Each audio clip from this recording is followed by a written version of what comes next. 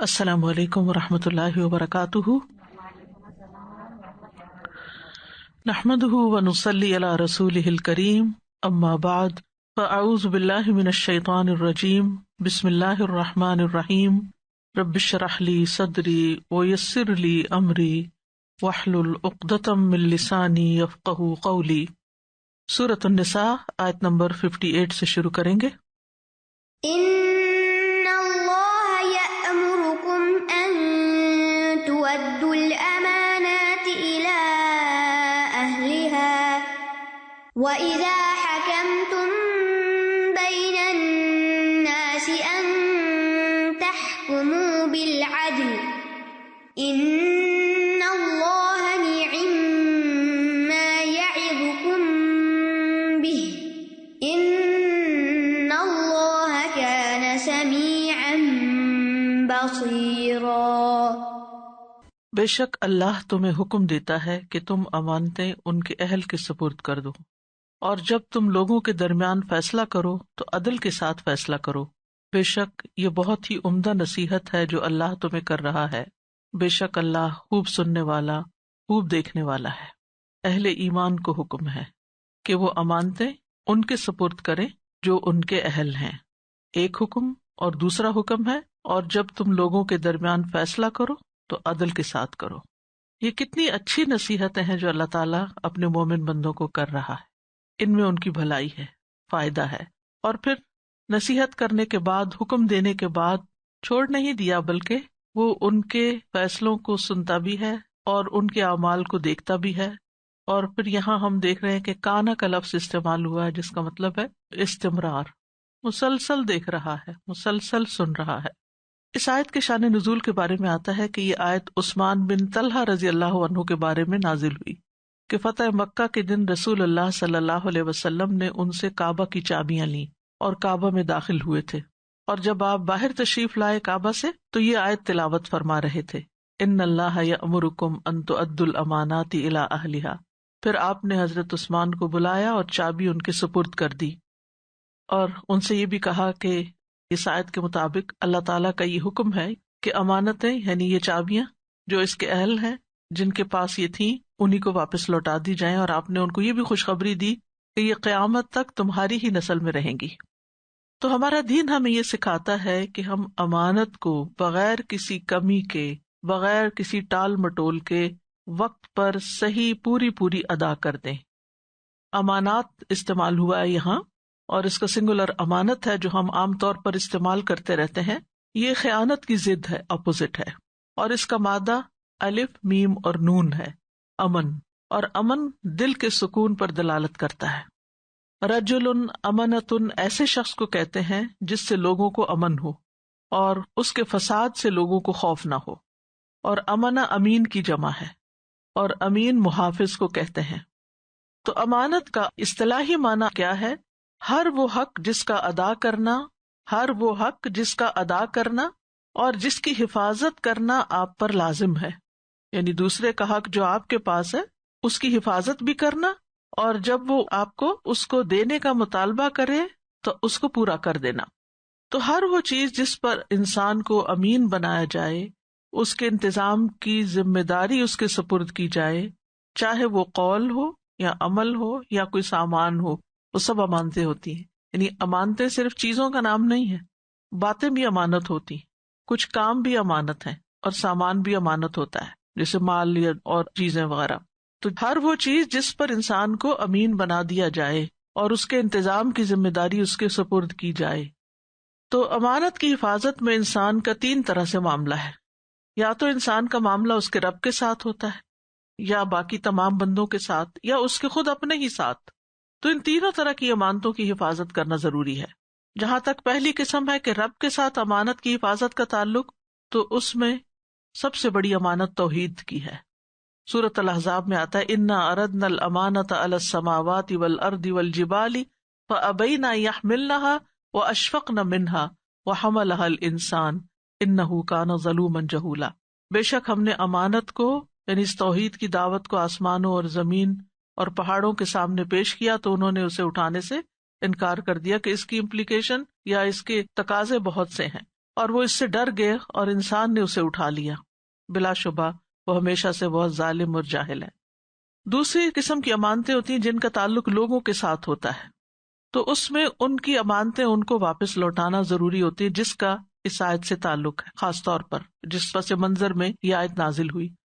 اس میں مال میں تول میں کمی نہ کرنا بھی شامل ہے، لوگوں کے عیبوں کی حفاظت کرنا بھی شامل ہے، بیوی کا اپنے شوہر کی امانت کی حفاظت کرنا بھی شامل ہے، اس کے رازوں کی حفاظت، اپنی شرمگاہ کی حفاظت، تو یہ ساری چیزیں امانتوں میں آتی ہیں۔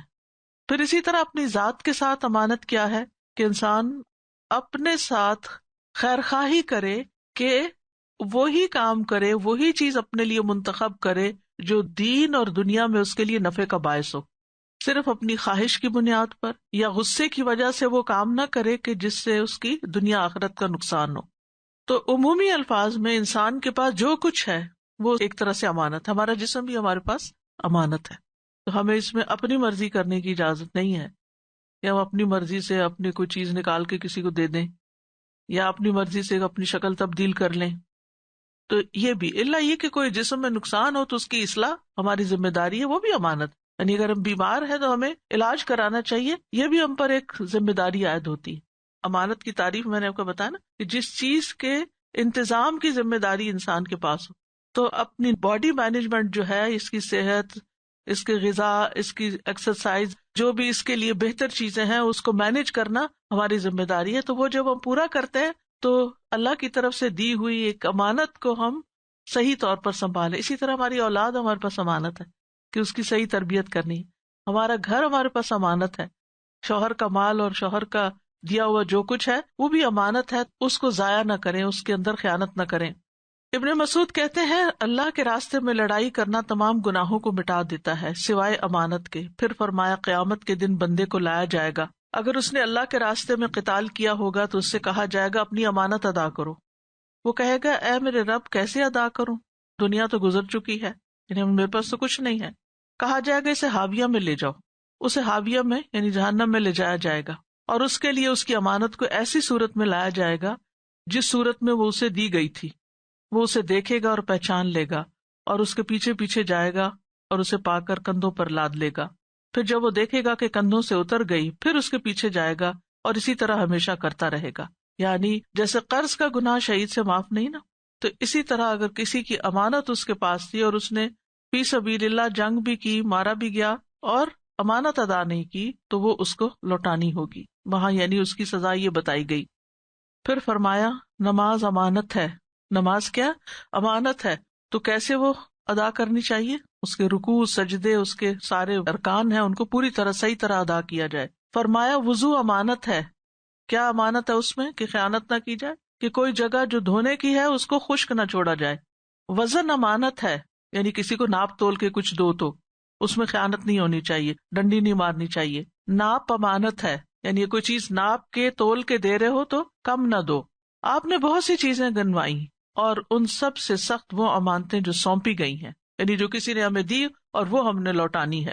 پھر آپ نے یہ بھی بتایا کہ امانت اور خیانت اکٹھے نہیں ہو سکتے۔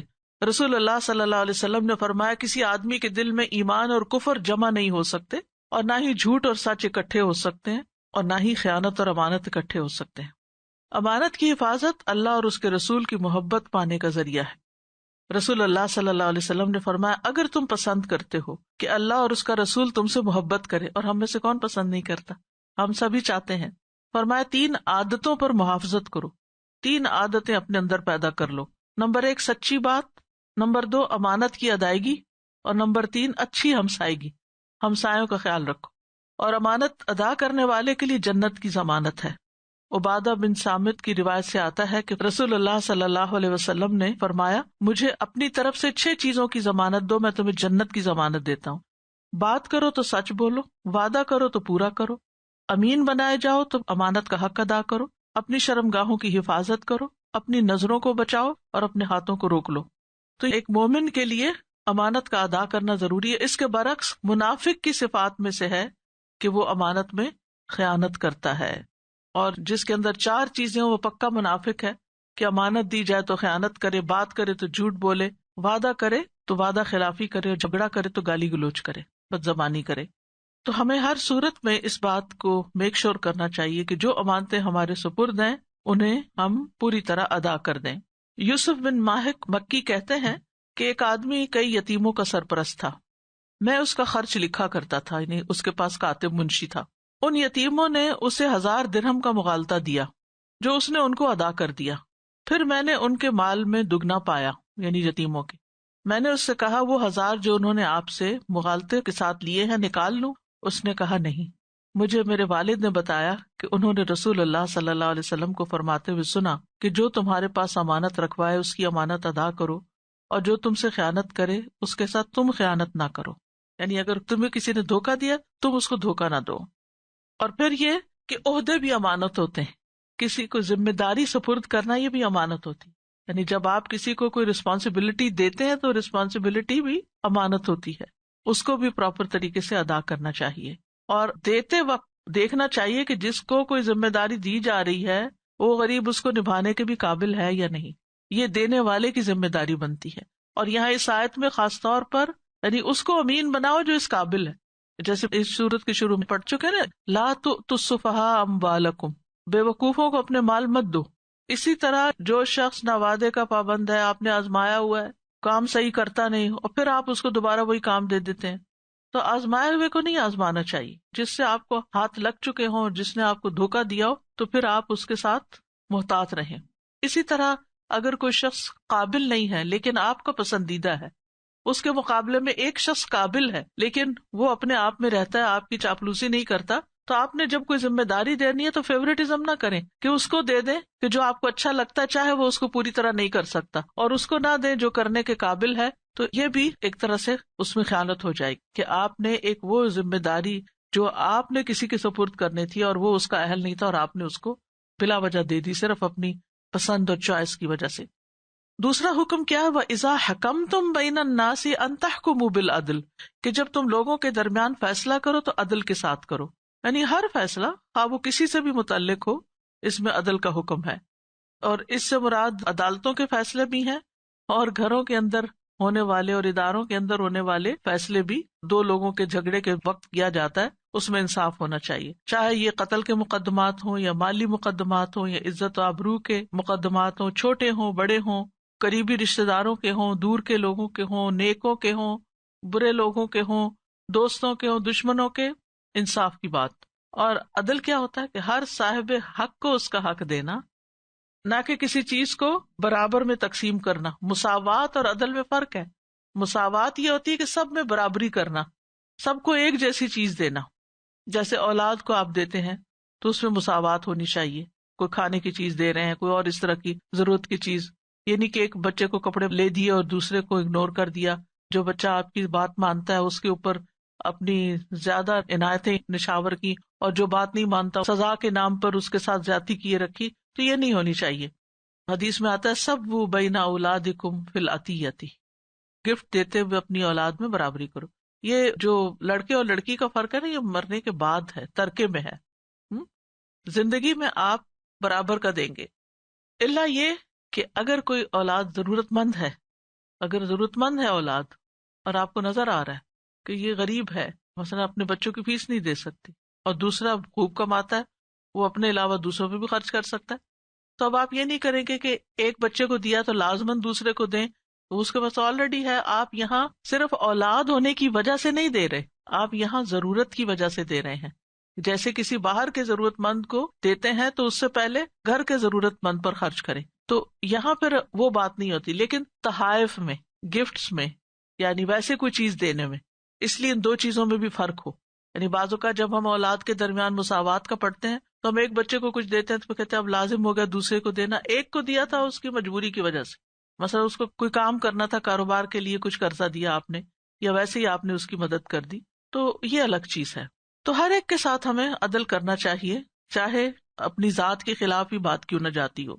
قرآن مجید میں آتا ہے یا ایھا الذین آمنوا کونوا قوامین بالقسط شہداء للہ ولو علی انفسکم او الوالدین والاقربین ان یکن غنیا او فقیرا فاللہ اولی بہما فلا تتبعوا الہوی ان تعدلوا وان تلووا او تعرضوا فان اللہ کان بما تعملون خبیرا. اے لوگو جو ایمان لائے ہو، انصاف پر پوری طرح قائم رہنے والے، اللہ کے لیے شہادت دینے والے بن جاؤ، خواہ تمہاری ذاتوں یا والدین اور زیادہ قرابت والوں کے خلاف ہو۔ اگر کوئی غنی ہے یا فقیر تو اللہ ان دونوں پر زیادہ حق رکھنے والا ہے، بس اس میں خواہش کی پیروی نہ کرو کہ عدل کرو، اور اگر تم زبان کو پیچ دو یا پہلو بچاؤ تو بے شک اللہ اس سے جو تم کرتے ہو ہمیشہ سے پوری طرح باخبر ہے۔ عدل کرنے والوں کی حدیث میں بہت فضیلت بھی آئی ہے۔ رسول اللہ صلی اللہ علیہ وسلم نے فرمایا، بے شک عدل و انصاف کرنے والے اللہ کے ہاں نور کے ممبروں پر ہوں گے، جو رحمان کی دائیں طرف ہوں گے، اس کے دونوں ہاتھ داہنے ہیں۔ وہ لوگ جو اپنے فیصلوں میں، اپنے گھر والوں میں اور اپنے ماتحتوں کے درمیان عدل کرتے ہیں۔ تو یہ بات جو ہے نا کہ اپنے گھر والوں کے درمیان تو وہ اولاد وغیرہ ہو گئی، یا اگر کسی شوہر کی 2 بیویاں ہیں تو ان کے درمیان عدل، اور اپنے ماتحتوں کے درمیان یعنی جو آپ کے اندر کام کرتے ہیں اس میں بھی بعض اوقات زیادتیاں ہو جاتی ہیں کہ ایک شخص جو آپ کو پرسنلی اچھا لگتا ہے، انسان کی اپنی اپنی پسند ناپسند ہوتی ہے نا، اس کا تو آپ ہر کام کر دیں، اس کے ساتھ بات بھی ڈھنگ سے کریں، اور ایک شخص جو آپ کو تنگ کرتا ہے مثلاً یا زج کرتا ہے، یا اس کی بات آپ کو بہت پسند نہیں آتی، یعنی آپ کے معیار کا نہیں ہے، تو اس کی سنی انسنی کر دیں، اس کو آپ اگنور کر دیں، اس کے کام میں آپ اس سے تعاون نہ کریں، تو یہ زیادتی ہوگی۔ یعنی یہاں اپنی خواہشات سے اوپر اٹھ کے، پسند و ناپسند سے اوپر اٹھ کے ہر صاحب حق کو اس کا حق دینا ہے۔ ایسا سلطان جو انصاف کرنے والا ہے، صدقہ کرنے والا ہے، نیک کاموں کی توفیق دیا گیا ہے، یہ جنت میں جانے والے لوگوں میں سے ہوگا۔ یا آپ نے اپنے خطبے میں فرمایا، اور 2 اور لوگوں کے بارے میں بھی، جو ہر ایک کے لیے مہربان اور نرم دل ہے اور پاک دامن ہے، جو کسی سے سوال نہیں کرتا اگرچہ عیالدار ہے۔ تو بہرحال عدل کا اپوزٹ کیا ہے؟ ظلم ہے، کہ انسان کسی کے ساتھ زیادتی کرے، اس کا حق مارے۔ ظلم ہوتا ہے نا کسی حقدار کو اس کا حق نہ دینا۔ رسول اللہ صلی اللہ علیہ وسلم نے فرمایا، 10 آدمیوں کے امیر کو بھی قیامت کے دن اس حال میں لایا جائے گا کہ وہ جکڑا ہوگا، اس کا عدل اس کو آزاد کرائے گا یا اس کا ظلم اس کو ہلاک کرے گا۔ تو اس میں بہت محتاط رہنے کی ضرورت ہے کہ انسان دوسروں کے ساتھ زیادتی نہ کرے۔ جہاں تک آپ کے دل کی پسند ناپسند کا تعلق، اس پہ پکڑ نہیں ہے۔ آپ ذاتی طور پر اپنے اندر ہی اندر کس کو کس مقام پہ آپ نے رکھا ہوا ہے، تو یہ محبتوں کی بات ہے، اس پہ تو پکڑ نہیں ہے۔ لیکن معاملہ کرنے میں اگر رویہ درست نہیں ہے یا معاملہ اچھا نہیں ہے تو وہ پھر قابل مواخذہ ہے۔ ان اللہ نعم ما یعظکم بہ، بے شک اللہ کتنی اچھی تم کو نصیحت کرتا ہے۔ نعمہ کا لفظ جو نا، یہ نعمہ ما تھا، کتنا اچھا، یعنی اللہ تعالیٰ نے تمہیں جو امانتیں ادا کرنے کا حکم دیا اور لوگوں میں عدل و انصاف کے ساتھ فیصلے کرنے کا جو حکم دیا ہے، یہ بہت بہترین حکم ہے۔ اگر لوگ اس پر عمل کریں تو ہمارے معاشرے کے اندر کتنی خوشحالی ہو۔ تو یہ شکایتیں اور لڑائیاں اور جھگڑے اور ناراضگیاں یہ بہت کم رہ جائیں، اللہ کہ شیطان کے ڈالے ہوئے وسوسوں کی وجہ سے۔ ورنہ اگر آپ ہر ایک کو امپورٹنس دیں تو یہ ہو نہیں سکتا کہ پھر خواہ لوگ آپ کے ساتھ بدگمانی کریں۔ ان اللہ کان سمیعا بصیرا، بے شک اللہ خوب سننے والا، خوب دیکھنے والا ہے۔ کیونکہ جس شخص کے دل میں یہ بات رہے نا کہ اللہ تعالیٰ میری ہر بات سن رہا ہے، تو وہ تو چھپ کے بھی کسی کے خلاف بات نہیں کرے گا۔ اور جو یہ یاد رکھے کہ اللہ اس کے اعمال کو دیکھتا ہے، تو پھر وہ اپنے اعمال کو بھی درست کرے گا، بات میں بھی محتاط رہے گا، جھوٹ نہیں بولے گا، کمی کوتاہی نہیں کرے گا۔ کیونکہ جب ہمیں ذرا بھی پتا ہوتا ہے نا کوئی سن رہا ہے ہماری بات، تو ہم کتنے کانشیس ہو جاتے ہیں۔ جس کو یہ یاد رہے کہ اللہ تعالیٰ سنتا ہے تو سوچئے پھر اس کا کیا عالم ہوگا۔ یا ایھا الذین آمنوا اطیعوا اللہ واطیعوا الرسول واولی الامر منکم فإن تنازعتم فی شیء فردوه الی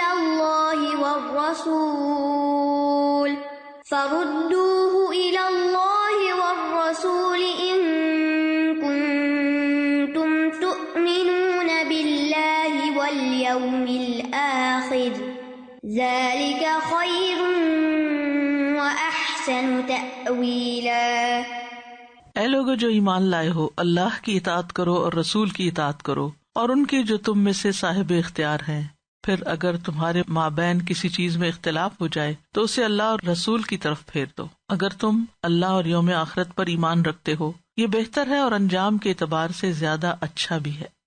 یا ایھا الذین آمنوا، اے لوگو جو ایمان لائے ہو۔ جب ایمان کے ساتھ پکارا جائے تو پھر توجہ سے بات سننی چاہیے۔ کیا حکم ہے؟ اطیعوا اللہ و اطیعوا الرسول۔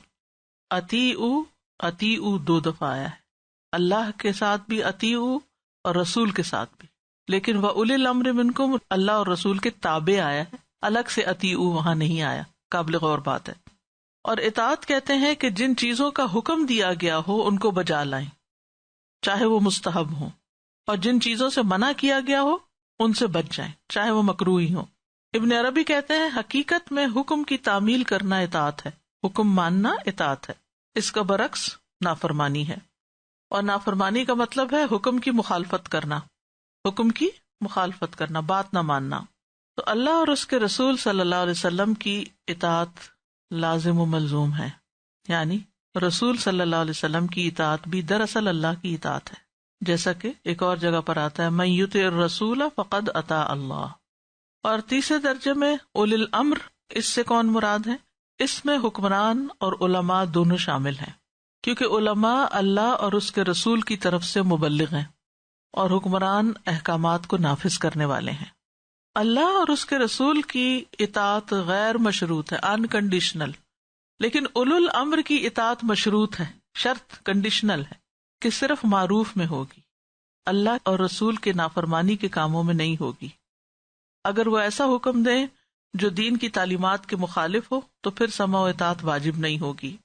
اور اولو الامر کی اطاعت کا حکم کیوں دیا گیا؟ کیونکہ اگر ان کی اطاعت نہ کی جائے، ان کی بات نہ مانی جائے، تو پھر امت کے اندر جو مل جل کے لوگ کام کرنے والے ہیں ان کے اندر ایک اضطراب اور فساد کی کیفیت پیدا ہو جائے گی۔ امیر جیسا بھی ہو اس کی اطاعت کرنا لازم ہے۔ خطبہ حجۃ الوداع میں آپ صلی اللہ علیہ وسلم نے فرمایا، اے لوگو اللہ سے ڈرو، اور اگر کان کٹا ہوا حبشی غلام بھی تمہارا حاکم بنا دیا جائے تو اس کی بات سنو اور اس کی اطاعت کرو جب تک وہ تمہارے لیے کتاب اللہ کو قائم کرے، یعنی اللہ کی کتاب کے مطابق تمہیں حکم دے۔ امیر اگرچہ ظلم بھی کرے پھر بھی اس کی بات ماننی چاہیے۔ نبی صلی اللہ علیہ وسلم نے فرمایا، امیر کی بات سنو اور اطاعت کرو اگرچہ وہ تمہاری پیٹھ پہ کوڑے برسائے اور تمہارا مال لے لے، یعنی تم بہانہ نہیں بنا سکتے، اگر اس نے ایک صحیح بات کی ہے تو اس کی بات ماننی ہوگی۔ اور یہاں ہر جگہ پر یہ یاد رکھیے کہ اللہ کی نافرمانی میں اطاعت نہیں۔ وہ مشہور واقعہ آتا ہے نا، حضرت علی رضی اللہ عنہ نے روایت کیا ہے کہ نبی صلی اللہ علیہ وسلم نے ایک دستہ بھیجا اور اس پر انصار کے ایک شخص کو امیر بنایا اور لوگوں کو حکم دیا کہ ان کی اطاعت کریں۔ پھر کوئی بات ہوئی تو جو اس فوج کا امیر تھا اسے غصہ آ گیا اور کہنے لگا کہ کیا نبی صلی اللہ علیہ وسلم نے تمہیں میری اطاعت کا حکم نہیں دیا؟ لوگوں نے کہا ضرور دیا ہے۔ تو اس پر انہوں نے کہا کہ میں تمہیں حکم دیتا ہوں کہ لکڑیاں جمع کرو اور اس سے آگ جلاؤ اور اس میں کود پڑو۔ لوگوں نے لکڑیاں جمع کی اور آگ جلائی، جب کودنا چاہا تو ایک دوسرے کو دیکھنے لگے، اور ان میں سے بعض نے کہا کہ ہم نے نبی صلی اللہ علیہ وسلم کی فرما برداری آگ سے بچنے کے لیے کی تھی، پھر کیا ہم خود ہی اس میں داخل ہو جائیں؟ تو اب یہ بات چیت چل رہی تھی کہ آگ ٹھنڈی ہو گئی اور امیر کا غصہ بھی ٹھنڈا ہو گیا۔ پھر یہ بات نبی صلی اللہ علیہ وسلم کے سامنے رکھی گئی تو آپ نے فرمایا، اگر یہ لوگ اس آگ میں کود پڑتے تو کبھی اس سے نہ نکل سکتے، تو خودکشی ہو جاتی۔ اطاعت صرف معروف میں ہے، امیر اگر اچھی بات کا حکم دے رہا ہے تو اس وقت۔ اور پھر یہ ہے کہ ایک تو امیر وہ ہے نا جو کسی ملک کا حاکم ہوتا ہے، پھر اس کے بعد آپ نے دیکھا ہوگا کہ پروونسز ہوتے ہیں، ان کے بڑے ہوتے ہیں، پھر اس کے بعد سٹیز ہوتی ہیں، پھر کرتے کرتے کرتے آرگنائزیشنز ہوتی ہیں۔ اسی طرح بعض اوقات جیسے نبی صلی اللہ علیہ وسلم کوئی دستے بھیجتے تھے، کوئی گروپ، جیسے الہدا کا سسٹم ہے تو اس میں گروپ انچارج ہیں یا کسی کلاس کے انچارج ہیں یا کسی خاص کام کے ذمہ دار ہیں۔ اب مثال کے طور پر جیسے اب ریسٹرکٹیڈ ہے کہ 10 تک لوگ آئیں گے، تو اس میں اگر ایک شخص کو ذمہ دار بنا دیے گا کہ سب اس سے کوآرڈینیٹ کریں تو جو وہ فیصلہ کرے اس کو مان لینا چاہیے، اور جو اس کی ذمہ داری ہے وہ کیا ہے کہ جب فیصلہ کرے تو کس کے ساتھ کرے؟ انصاف کے ساتھ کرے، کسی کے ساتھ فیوریٹزم نہ کرے۔ یعنی دونوں کی ذمہ داری بن گئی نا، بڑے کی بھی بن گئی جو ذمہ دار بنایا گیا اور اس کی بھی بن گئی جس کو اس کی ذمہ داری میں دیا گیا۔ اس سے آپ دیکھیں کہ انسان جب کسی کی درمیان فیصلہ سمجھ کے کرتا ہے نا، چاہے اپنی مرضی نہ بھی ہو، یہ اللہ کا حکم ہے، مجھے عدل کرنا ہے تو میں عدل کے ساتھ کروں گا۔ اچھا، جو ماننے والا وہ کیا کہتا ہے؟ یہ اللہ کا حکم ہے کہ مجھے اپنے امیر کی بات سننی ہے تو میں اس کی بات سنوں گا۔ اسی لیے ہم دیکھتے ہیں کہ نبی صلی اللہ علیہ وسلم نے بعض اوقات بالکل ینگ لوگوں کو بھی امیر بنایا، یعنی امیر کوئی بھی ہو سکتا ہے جس کو ذمہ داری دے دی جائے کسی بھی کام کی، چھوٹے کام کی یا بڑے کام کی۔ جیسے اسامہ بن زید تھے، ایک روایت میں تو 15 سال کے تھے، ایک میں 17 سال آتا ہے، تو نبی صلی اللہ علیہ وسلم نے ان کو ایک لشکر کا کمانڈر بنا کے بھیجا، اور ان کے پیچھے اس لشکر میں حضرت ابوبکر بھی تھے، حضرت عمر بھی تھے، بڑے بڑے بزرگ صحابہ تھے، اور وہ لیڈ کر رہے تھے اور انہی کی بات ماننی تھی. خیر وہ تو نبی صلی اللہ علیہ وسلم کی وفات ہو گئی تو اس کو بلا لیا گیا اور پھر دوبارہ حضرت ابوبکر نے اس کو بھیجا. حضرت عمر نے کہا بھی کہ حالات ایسے نہیں ہیں، اب نہ بھیجیں اس لشکر کو. انہوں نے کہا کہ جس چیز کو نبی صلی اللہ علیہ وسلم نے فرما دیا اب میں اس کو روکوں گا نہیں. تو انہوں نے انہی کو امیر بنا کے لشکر روانہ کر دیا. تو بہرحال یہ ڈسپلن بھی ہمیں سکھایا گیا ہے کہ ہم اپنے اجتماعی معاملات کو اس طریقے سے حل کریں.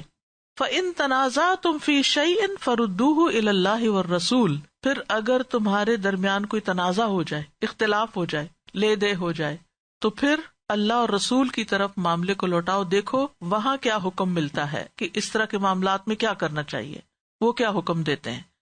اللہ کی طرف لوٹانے کا مطلب کیا ہے؟ قرآن کی طرف لوٹانا. اور رسول صلی اللہ علیہ وسلم کی طرف لوٹانے کا مطلب ان کی زندگی میں جھگڑے ان کے پاس لے جانا اور ان کے بعد ان کی سنت کی روشنی میں فیصلہ کرنا. کیونکہ قرآن مجید میں ہی آتا ہے وَمَن لَّمْ يَحْكُم بِمَا أَنزَلَ اللَّهُ فَأُولَٰئِكَ هُمُ الظَّالِمُونَ، اور جو لوگ اللہ کے نازل کردہ احکام کے مطابق فیصلہ نہ کریں تو ایسے لوگ ظالم ہیں. تو گمراہی سے بچنے کے لیے، جھگڑوں اور فتنوں فساد سے بچنے کے لیے اللہ اور اس کے رسول کو تھامنا ضروری ہے. ان کنتم تؤمنون باللہ والیوم الآخر، اگر تم واقعی ایمان رکھتے ہو اللہ پر اور آخرت کے دن پر، اگر تم اپنے آپ کو مومن کہتے ہو نا، تو پھر تمہیں اس طریقے کے مطابق چلنا ہوگا. یہ حقیقی ایمان کا تقاضا ہے. ورنہ زبانی کلامی ایمان تو پھر ہم کیا کرتے ہیں، جی ہم مسلمان ہیں، مومن ہیں کہہ کے، اس کے بعد جب عملی زندگی کی بات آتی ہے، پریکٹیکل لائف آتی ہے، تو وہاں ہم کیا کرنے لگتے، کبھی اپنی خواہش، کبھی اپنی مرضی، کبھی اپنی انا، کبھی اپنی ضد، اس کے مطابق چلنا چاہتے ہیں. تو پھر لڑائیاں، جھگڑے، فتنے، فساد، بدگمانیاں کیوں نہ ہو، پھر زندگی حرام کیوں نہ ہو. تو تین باتیں جس کے اندر ہوں گی اس کو ایمان کی سویٹنس نصیب ہو جائے گی، حلاوت نصیب ہو جائے گی کہ اللہ اور اس کا رسول ہر چیز سے زیادہ پیارے ہو جائیں. کسی سے محبت کرے صرف اللہ کے لیے کرے، اور کفر میں دوبارہ لوٹنے کو اس طرح ناپسند کرے انسان کے جیسے وہ آگ میں پھینکے جانے کو ناپسند کرتا ہے. یعنی کفر کی طرف جانا ناپسند ہو جیسے آگ کی طرف جانا ناپسند ہو. فرمایا ذالک خیر و احسن تأویلا، یہ زیادہ اچھا ہے اور انجام کے لحاظ سے زیادہ بہتر ہے. کیا چیز؟ اللہ اور اس کے رسول کی اطاعت کرنا. اللہ اور اس کے رسول کی اطاعت کی یہ جزا ہے. قرآن مجید میں آتا ہے وَأَطِیعُوا اللَّهَ وَالرَّسُولَ لَعَلَّکُمْ تُرْحَمُونَ، اللہ اور رسول کا حکم مانو تاکہ تم پہ رحم کیا جائے. وَمَن يُطِعِ اللَّهَ وَرَسُولَهُ فَقَدْ فَازَ فَوْزًا عَظِیمًا، اور جو اللہ اور اس کے رسول کی فرما برداری کرے تو یقیناً اس نے کامیابی حاصل کر لی، بہت بڑی کامیابی. ایسے شخص کے لیے جنت ہے. رسول اللہ صلی اللہ علیہ وسلم نے فرمایا میری ساری امت جنت میں داخل ہوگی سوائے ان کے جنہوں نے انکار کیا. صحابہ نے عرض کیا یا رسول اللہ انکار کون کرے گا؟ آپ نے فرمایا جو میری اطاعت کرے گا وہ جنت میں داخل ہوگا، اور جو میری نافرمانی کرے گا اس نے انکار کیا. تو اس سے آپ اندازہ لگائیں کہ سنت کے انکار کی کہیں گنجائش رہ جاتی ہے، کیونکہ لوگ اپنی مرضی سے کہتے ہیں کہ ہمارے لیے قرآن ہی کافی ہے. نہیں، اللہ کا حکم ہے کہ معاملات اللہ اور اس کے رسول کی طرف لوٹاؤ، اور اس کے برعکس جو اللہ اور رسول کی مخالفت کرے، بات نہ مانے، تو یہ چیز ان کو فتنے میں مبتلا کر دے گی. فَلْيَحْذَرِ الَّذِينَ يُخَالِفُونَ عَنْ أَمْرِهِ أَن تُصِيبَهُمْ فِتْنَةٌ أَوْ يُصِيبَهُمْ عَذَابٌ أَلِيمٌ. جو لوگ رسول کے حکم کی مخالفت کرتے ہیں انہیں اس بات سے ڈرنا چاہیے کہ وہ کسی مصیبت میں گرفتار نہ ہو جائیں یا انہیں کوئی دردناک عذاب نہ آ جائے. تو یاد رکھیے نبی صلی اللہ علیہ وسلم کی مخالفت انسان کے لیے ذلت کا باعث ہے، فتنے کا باعث ہے، مصیبت کا باعث ہے، تکلیف کا باعث ہے. تو اس سے بچنا چاہیے.